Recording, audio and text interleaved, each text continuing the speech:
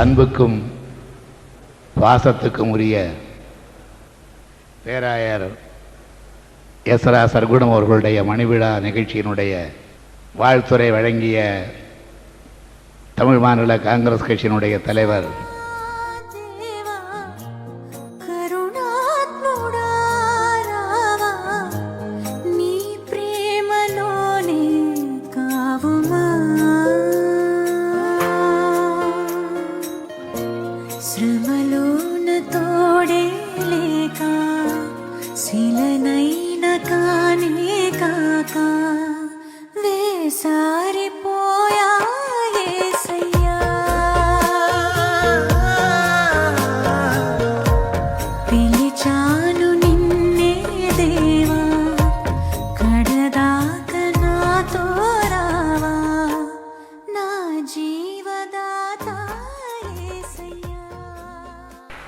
இன்று